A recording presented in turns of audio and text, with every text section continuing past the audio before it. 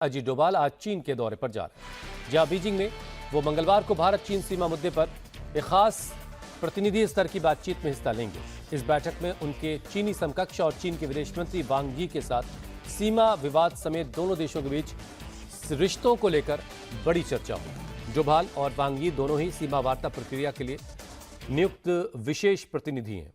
2003 से शुरू हुई इस विशेष प्रतिनिधियों की वार्ता का ये 25वां दौर है, जिसका मकसद भारत चीन की 2488 किलोमीटर लंबी जो सीमा है उससे जुड़ा विवाद सुलझाना है।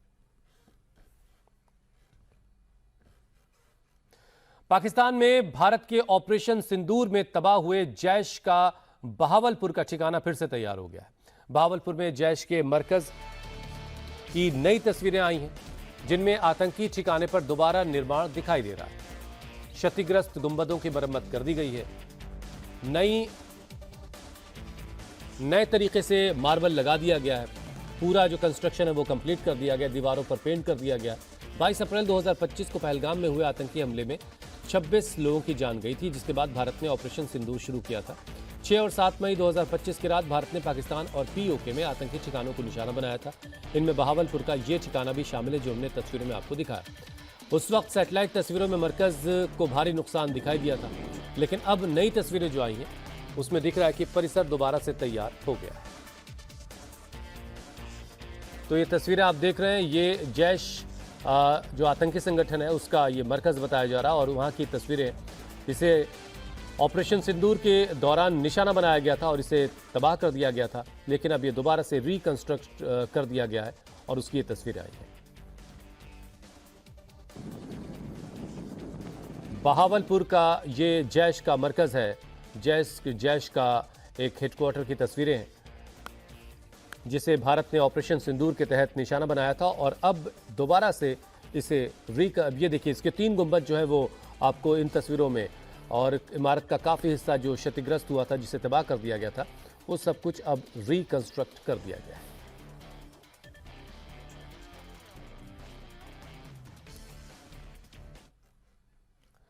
पाकिस्तान के पूर्व प्रधानमंत्री इमरान खान के इलाज को लेकर दुनिया भर के पूर्व क्रिकेट कप्तानों ने आवाज उठाई है। कपिल देव, दिलीप वेंगसरकर, सुनील गावस्कर समेत पूर्व भारतीय कप्तानों समेत 21 कप्तानों ने शहबाज शरीफ सरकार को खत लिखा है, जिसमें उन्होंने मांग की है कि सुप्रीम कोर्ट के आदेश के मुताबिक इमरान खान की मेडिकल जांच करवाई जाए, उन्हें ज़रूरी इलाज दिया जाए। पाकिस्तान के पूर्व प्रधानमंत्री इमरान खान अगस्त 2023 से रावलपिंडी के अडियाला जेल में बंद हैं। सुप्रीम कोर्ट के आदेश के बाद उन्हें 20-21 अगस्त 2026 के दरमियानी रात को इलाज और मेडिकल जांच के लिए इस्लामाबाद के शिफा इंटरनेशनल अस्पताल ले जाया गया, लेकिन कोर्ट के आदेश के बावजूद राज्य की तरफ से नियुक्त मेडिकल टीम ने महज कुछ घंटों में इमरान खान को फिट घोषित कर दिया और मेडिकल प्रक्रिया को पूरा करके उन्हें फिर से वापस अडियाला जेल वापस भेज दिया गया। तो दुनिया भर के 21 क्रिकेटर्स ने ये खत लिखा है, जिसमें भारत के 3 क्रिकेटर हैं, ऑस्ट्रेलिया के 8 हैं, इंग्लैंड के 6 हैं, वेस्ट इंडीज़ के भी 1 क्रिकेटर हैं इसमें शामिल। भारत की तरफ से दिलीप वेंगसरकर और कपिल देव और सुनील गावस्कर, ये 3 भारतीय पूर्व कप्तान हैं जिन्होंने ये खत लिखा है। और इसके अलावा वेस्ट इंडीज, श्रीलंका के 1-1 क्रिकेटर हैं, 1-1 कप्तान हैं, न्यूजीलैंड के 2 कप्तान हैं। इन्होंने, इन सब ने, कुल 21 लोगों ने एक खत लिखा है शहबाज सरकार को कि भाई इमरान खान को सुप्रीम कोर्ट के आदेश के मुताबिक उन्हें मेडिकल फैसिलिटीज़ दी जाएं, उन्हें अस्पताल में शिफ्ट किया जाए जेल से, और उनको जिस तरीके से मेडिकल फैसिलिटीज़ मिलनी चाहिए सुप्रीम कोर्ट के आदेश के बाद, उन्हें वो दी जाए। फिलहाल अडियाला जेल में बंद है। 20-21 अगस्त की रात को, दरमियानी रात को उनको शिफा अस्पताल लाया गया था, जहां उनकी मेडिकल जांच वाच हुई, और उसके बाद दोबारा उनको अडियाला जेल शिफ्ट कर दिया गया। मध्य प्रदेश की राजधानी भोपाल में शिक्षक अभ्यर्थियों के धरने का आज चौथा दिन है। अभ्यर्थी शिक्षक भर्ती 2025 के वर्ग 2 और वर्ग 3 में पद वृद्धि की मांग को लेकर भोपाल के नीलम पार्क में अनिश्चितकालीन धरने पर आज 50 से ज्यादा महिला अभ्यर्थी सीएम मोहन यादव और शिक्षा मंत्री को राखी बांधेंगी, राखी और पद वृद्धि की मांग करेंगी। इधर नीलम पार्क में अभ्यर्थियों की बड़ी संख्या को देखते हुए स्थानीय प्रशासन और पुलिस बल मौके पर मौजूद है। हालात पर नजर रखी गई है। वहीं 2023 में हुए शिक्षक भर्ती वर्ग ए के 1000 से ज्यादा वेटिंग अभ्यर्थी भी आज सड़कों पर उतरकर प्रदर्शन करने वाले हैं। अभ्यर्थियों ने चेतावनी दी है कि अगर सरकार ने जल्द कोई फैसला नहीं लिया तो आंदोलन और बड़ा किया जाएगा।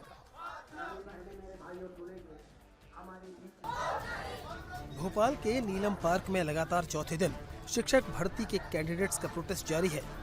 आज 50 से ज्यादा महिला अभ्यर्थी मध्य प्रदेश के सीएम मोहन यादव और शिक्षा मंत्री को राखी बांधेंगी और शिक्षक भर्ती में पद बढ़ाने की मांग करेंगी।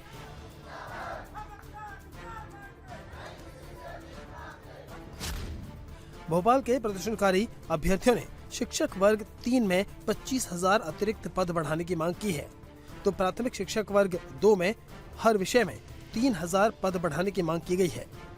मध्य प्रदेश में 2023 में हुए शिक्षक भर्ती वर्ग 1 के 1000 से ज्यादा वेटिंग कैंडिडेट भी आज सड़कों पर उतरकर प्रोटेस्ट करने वाले हैं। प्रदर्शनकारियों का कहना है कि 8,721 पदों की जरूरत होने के बावजूद सरकार ने केवल 2,901 पदों पर शिक्षकों की भर्ती कर प्रक्रिया बंद कर दी, जबकि हजारों अभ्यर्थी आज भी वेटिंग में हैं।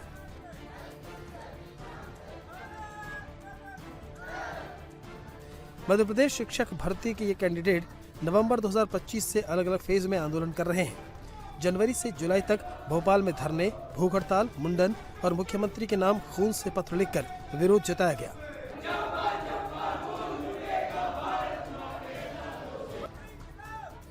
अब 21 अगस्त से नीलम पार्क में अनिश्चितकालीन धरना जारी है।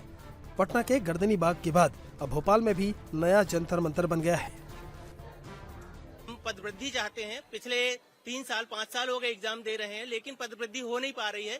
हम लोग सभी क्वालिफाई हैं, 2-2 एग्जाम क्वालिफाई हो चुके हैं सर, लेकिन पदवृद्धि नहीं है। इस वजह से हम लोग पीछे हैं। हम चाहते हैं पदवृद्धि हो। अच्छा, तो ये आप में क्वालिफाई आप पास हुए हैं, लेकिन जरूरी नहीं है ना नियुक्ति मिले सरकार का? जी हाँ, मैंने 3 एग्जाम क्लियर किया हुआ, पात्रता परीक्षा भी की है, 97 मार्क्स है मेरे, और अभी भी मेरे 87% है, जो कि मैंने चयन परीक्षा भी दिया हुआ। चयन परीक्षा होने के बाद भी मैं बैठा हूँ क्योंकि पद नहीं है। अल्प पद होने की वजह से हम लोग सब यहाँ हड़ताल पर हैं।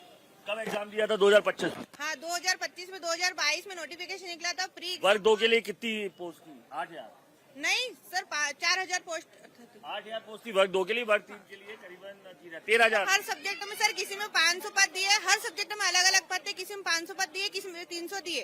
तो हमें तो पदवृद्धि चाहिए। हमारे मतलब अच्छे परसेंटाइल है, 99 परसेंटाइल है, फिर भी हमारा सिलेक्शन नहीं हुआ। तो आप पद बढ़ा दीजिए तो हमारा सिलेक्शन हो जाए। 6,800 भर्तियां हुई हैं, सारे पद खाली पड़े हैं। 2025 में जब एग्जाम दिए थे वर्ग 2 के लिए कितनी थी? नहीं, वर्ग 2 के लिए 8,000 भर्ती और वर्ग 3 के लिए 15,000 भर्तियां निकली थी। लेकिन इनमें 15 और 8 आपके हिसाब से कितने हुए? 23 हो गए। और भर्ती कितनी थी? सर भर्तियां तो 1.5 लाख पद अभी भी। उन्होंने दिया कितनी लोग? उन्होंने लोगों को दिए 4,000 वर्ग 2 में और 6,000 वर्ग 3 में दिए, बाकी सारे पद खाली हैं। तो आप कितने चाहते हो? हम चाहते हैं हर विषय वर्ग 2 में 3-3 हजार, वर्ग 3 में 25,000 पद वृद्धि चाहते हैं। शासन हमारी मांगों को मान ले। नीलम पार्क में अभ्यर्थियों के भारी जमावड़े को देखते हुए स्थानीय प्रशासन और पुलिस बल मौके पर तैनात है और स्थिति पर नजर बनाए हुए है। अभ्यर्थियों के मुताबिक सरकार बेरोजगारों की उपेक्षा कर रही है और उनकी जायज मांगों को नजरअंदाज किया जा रहा है। भोपाल के जंतर मंतर पर एमपी के अलग अलग जिलों के विद्यार्थी हैं, महिलाएं भी हैं और पुरुष भी, जो अपने छोटे छोटे बच्चों के साथ धरने पर बैठे हुए हैं। और अब इस जंतर मंतर पर भी अनशन शुरू हो गया है। नीलम पार्क में राजेंद्र राजपूत अन्न जल त्याग कर बैठे हैं, लेकिन सरकार की ओर से अब तक बातचीत के लिए कोई प्रतिनिधि नहीं पहुंचा, जिसको लेकर छात्र नाराज हैं। हम लोग 9 महीने से प्रयास कर रहे हैं। जितने लोग हमको बताते हैं कि इस तरीके से पदवृद्धि हो जाती है, सरकार हमें सुन लेते हैं। सब आप भी सोचिए, जो तरीका होता है शांति वाला सारे अपना रखे हैं, फाइल में रखे हैं। डेलीगेशन भेजा है, आंदोलन किए हैं, रोड जाम किए, सरकार समझ ही नहीं रही थी। अंत में आके हमने पानी छोड़ा है, और हमारे उस साथी के लिए पानी छोड़ा है जो दिल्ली अपने पिताजी का कैंसर का इलाज करा रहा है। वो कह रहा है कि हमारे पदवृद्धि में सिलेक्शन हो जाएगा। उस साथी के पिताजी को क्या जवाब देंगे आप? आंदोलनकारियों का दावा है कि सरकारी स्कूलों में शिक्षकों के हजारों पद खाली हैं। इसके बावजूद शिक्षक भर्ती 2025 में कम पदों पर वैकेंसी निकाली गई है। सर हम तो यही करेंगे, अगर आज हमारा नरेंद्र भाई भूख हड़ताल में बैठा है, 4 दिनों से बिना पानी के बैठा है, तो कल से हम लाडली बहना भी भूख हड़ताल में बैठेंगी बस। और और हम सिर्फ यही मांगे, अगर हमको रक्षाबंधन के पहले पदवृद्धि नहीं मिलती, अभी तक तो हमारा शांति से आंदोलन चल रहा है, इसके बाद हम आक्रामक आंदोलन करेंगे, हम उसमें भी उतर आएंगे। क्या करेंगे? सर हम इसके लिए जो करना पड़े हम वो करेंगे। भोपाल के प्रदर्शनकारी अपनी मांगों के माने जाने तक प्रोटेस्ट जारी रखने पर अड़े हुए हैं। राजस्थान में सीजेपी के दौरे को लेकर शहर शहर बवाल जारी है। जयपुर के बाद अब जोधपुर में भी सीजेपी का विरोध हुआ। सीजेपी प्रवक्ता आशुतोष रांका तय वक्त में देरी से पहुंचे। उनके पहुंचने पर उनके समर्थकों और वहां मौजूद लोगों के बीच किसी बात को लेकर तीखी नोकझोंक हो गई। इसके बाद सीजेपी कार्यकर्ता के साथ धक्का मुक्की हुई। इस दौरान युवा मोर्चा के कार्यकर्ताओं ने सीजेपी के कार्यकर्ता चंद्रवीर सिंह को थप्पड़ मार दिया। जब सीजेपी कार्यकर्ता की पिटाई हुई तब आशुतोष रांका अंदर कमरे में मौजूद थे। मारपीट के दौरान सीजेपी और एबीवीपी के कार्यकर्ताओं के बीच झड़प हुई। इस मामले में पुलिस ने एबीवीपी और भारतीय जनता युवा मोर्चा के 2 पदाधिकारियों समेत 11 लोगों को हिरासत में लिया। इससे पहले में हमने सीजेपी के जो कार्यकर्ता हैं उनका विरोध हमने देखा था। अब ये जोधपुर से भी तस्वीरें आई हैं जहां पर सीजेपी के कार्यकर्ताओं के साथ मारपीट की गई है। एबीवीपी और भारतीय युवा मोर्चा के कार्यकर्ताओं पर इसका आरोप है। इस मामले में कुल 11 लोगों को हिरासत में लिया गया।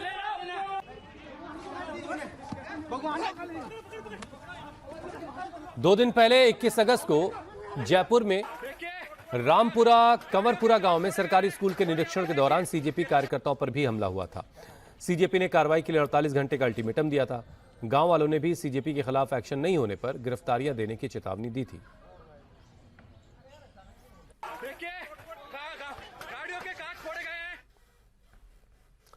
जातिगत आरक्षण पर छिड़ी बहस के बीच जेपीआर चीफ चिराग पासवान ने बड़ा बयान दिया। उन्होंने अपना एक पुराना वीडियो शेयर करते हुए लिखा है कि मैंने 10 फरवरी 2020 को देश की संसद में भी स्पष्ट रूप से कहा था कि आरक्षण किसी को दी हुई खैरात नहीं बल्कि एक संवैधानिक अधिकार है। चिराग पासवान ने कहा, मेरी और मेरी पार्टी लोक जनशक्ति पार्टी रामविलास की सोच बिल्कुल साफ है।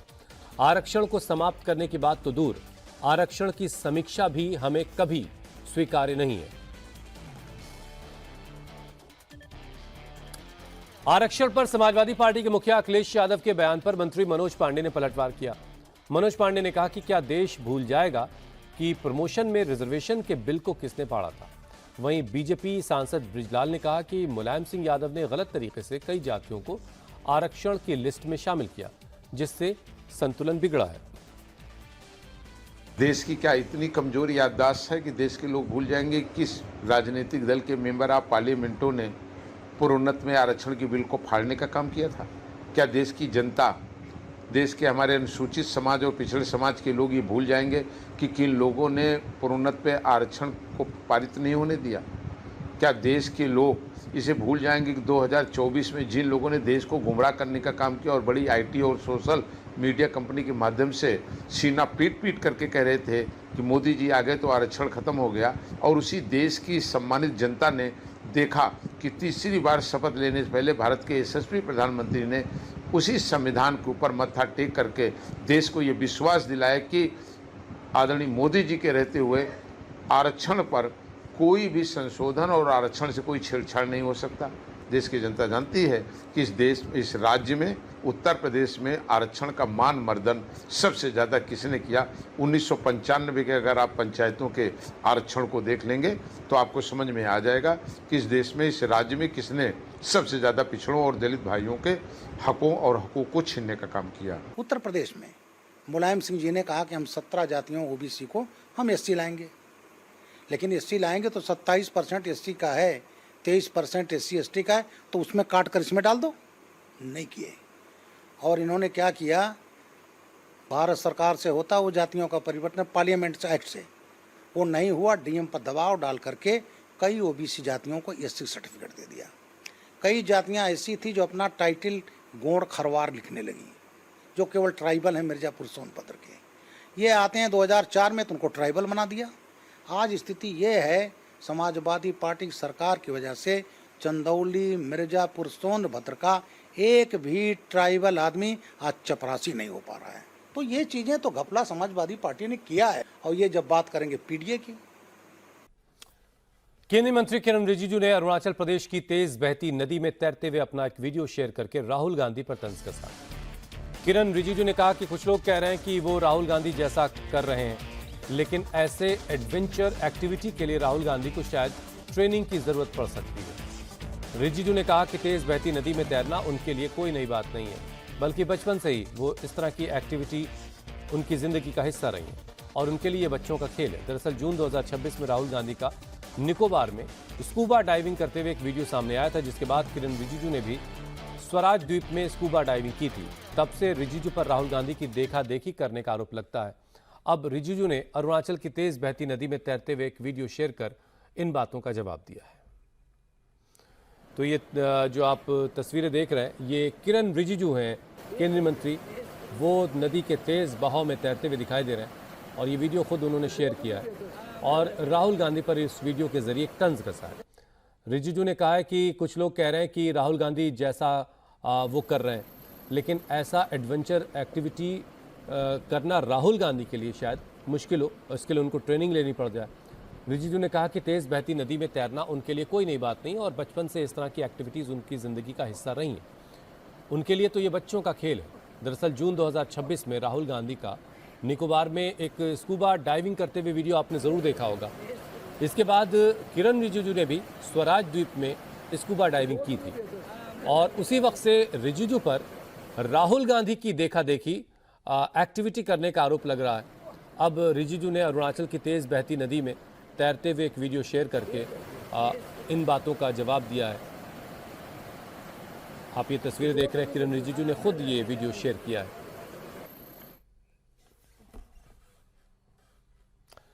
रक्षाबंधन के त्यौहार पर जहां मिलावटखोर एक्टिव है, वहीं फूड डिपार्टमेंट ने भी कमर कस रखी है। 24 घंटे के अंदर यूपी, गुजरात और राजस्थान में बड़े पैमाने पर छापेमारी हुई। छापेमारी के दौरान सिंथेटिक दूध, सैकड़ों किलो मिलावटी पनीर और नकली घी बरामद किया गया। नकली माल के साथ साथ कई शहरों में गिरफ्तारियां भी हुई, जबकि कई जगहों पर दुकानों को सीज कर दिया गया। और ये तस्वीर आप देखिए, आपको लग रहा है ये दूध बहाया जा रहा है, लेकिन ये दरअसल सिंथेटिक दूध है। ये दूध अगर आपके घरों तक पहुंच जाता तो आपको, आपके परिवार के लोगों को बहुत बीमार कर सकता था और इसीलिए ये सारा दूध बहा दिया गया, नष्ट कर दिया गया। इसके साथ मिलावटी पनीर और नकली घी, ये सब कुछ जब्त हुआ, उसे नष्ट किया गया और बहुत सारी गिरफ्तारियां हुई हैं। त्योहारों का मौका है तो मिलावटखोर ज़बरदस्त तरीके से एक्टिव है। बाजार में मिलने वाली हर चीज़ में आप मिलावट ढूंढ लेंगे और ऐसे में फूड डिपार्टमेंट भी ज़बरदस्त तरीके से एक्टिव दिख रहा है। लगातार अलग अलग शहरों में कार्रवाई हो रही है और सिंथेटिक दूध, मिलावटी पनीर और नकली घी और भी ऐसे तमाम सारी जो नकली चीज़ें, मसाले में बहुत सारी मिलावटें हो रही हैं, इन सारी जगहों पर रेड हो रही है और दुकानों को सीज किया जा रहा है। अलग अलग कंपनियों के खिलाफ कार्रवाई की जा रही है, डेयरीज के खिलाफ कार्रवाई की जा रही है।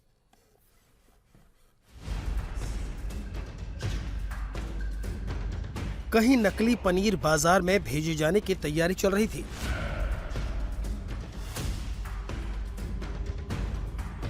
तो कहीं मिलावटी दूध को घर घर तक पहुंचाने की साजिश थी।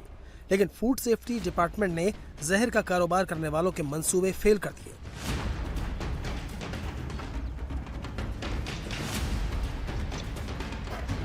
ये तस्वीरें बता रही हैं कि मिलावटखोरी का जाल किसी एक शहर या सूबे में नहीं है, ये हर तरफ है। ये गुजरात में है, ये राजस्थान में है, ये यूपी में है। रक्षाबंधन जहां भाई और बहन के प्यार का त्योहार है, वहीं लोगों के लिए जहर परोसकर मुनाफा कमाने का बढ़िया मौका है। लेकिन इनके मंसूबों को फेल करने के लिए फूड सेफ्टी डिपार्टमेंट एक्शन में आ चुका है। जयपुर के झोटवाड़ा में माया डेयरी से पनीर का नमूना लिया और जब नतीजे आए तो सब हैरान रह गए। पूरा का पूरा पनीर संक्रमित था। इसके बाद करीब 300 किलो संदिग्ध पनीर नष्ट किया गया। पनीर बहुत ही खराब तरीके से रखा गया था। ऐसा पनीर अगर बाजार में चला जाता तो कई लोगों को बीमार कर सकता था।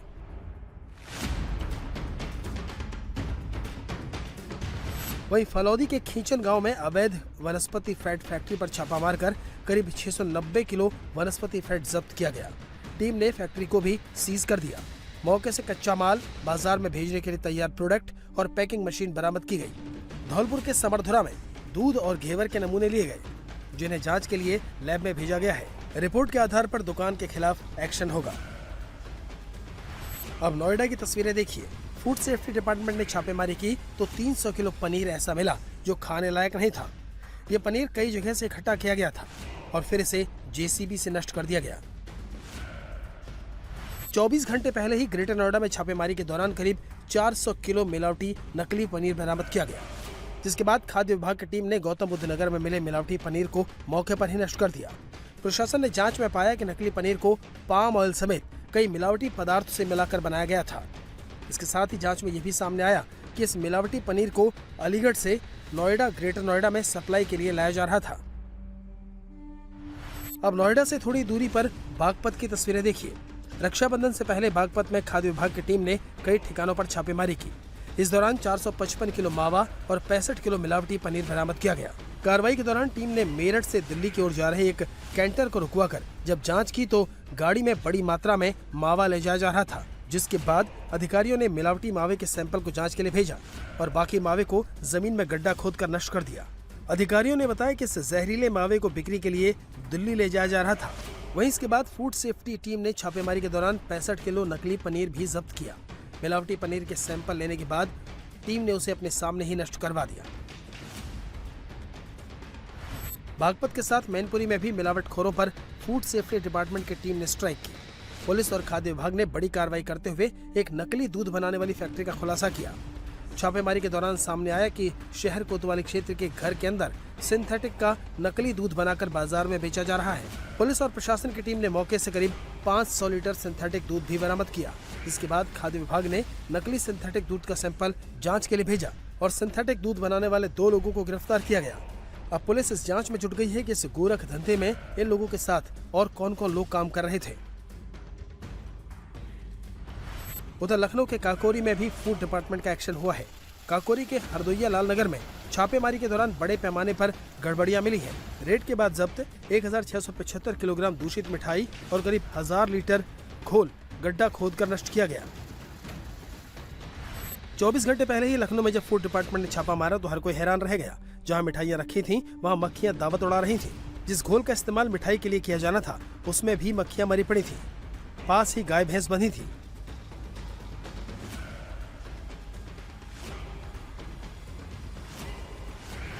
कितनी अनहाइजीन कंडीशन है। ये पूरे मक्खियाँ गिर रही हैं इसमें। इन्होंने दूध बनाया है, इसमें मक्खियाँ गिर रही हैं। ये पूरा इसमें भी मक्खियाँ जा रही हैं। इसी में तबेले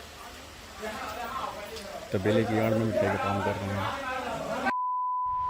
गुजरात में भी मिलावटी दूध के कारोबार का भंडाफोड़ हुआ है। जामनगर में राजकोट रेंज की टीम ने बड़ी कार्रवाई करते हुए कई घरों और डेयरियों पर छापेमारी की।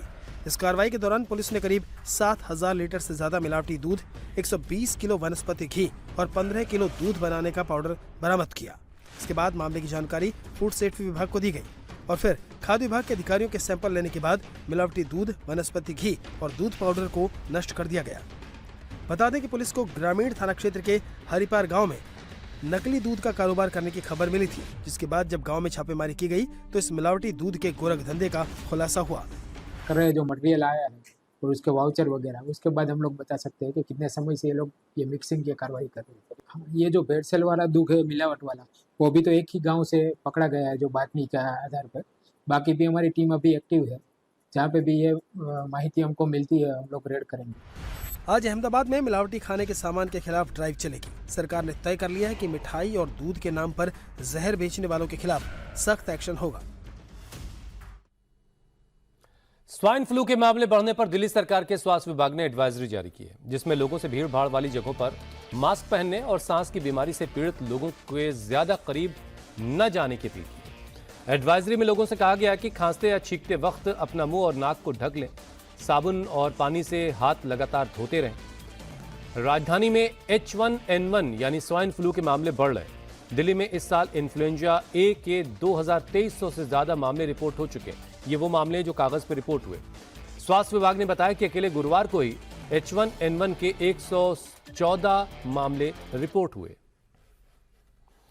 तो स्वाइन फ्लू का जो प्रकोप है वो दिल्ली में बढ़ रहा और इसको लेकर के दिल्ली सरकार ने एडवाइजरी जारी कर दी है जिसमें लोगों से भीड़ भाड़ वाली जगहों पर जाते वक्त एहतियात बरतने के लिए कहा गया। उनसे कहा गया कि आप मास्क पहन करके जाएं, अगर आपको सांस की कोई परेशानी है तो आप मास्क ज़रूर लगाएं, और ऐसे लोगों से भी बचें जिनको सांस की बीमारी है। खांसते छींकते वक्त अपना मुंह ढक लीजिए या फिर मास्क लगाए रहिए, और लगातार दिन भर अपने हाथों को साफ रखने की कोशिश कीजिए। साबुन और पानी से लगातार हाथ धोते रहिए।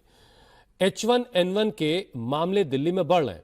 दिल्ली में इस साल इन्फ्लुएंजा ए के 2300 से ज्यादा मामले रिपोर्ट हो चुके हैं। ये वो मामले जो रिपोर्ट हुए हैं, इससे कहीं ज्यादा मामले अनरिपोर्टेड भी हो सकते हैं। स्वास्थ्य विभाग ने बताया कि अकेले गुरुवार को H1N1 के 114 मामले सामने आए हैं।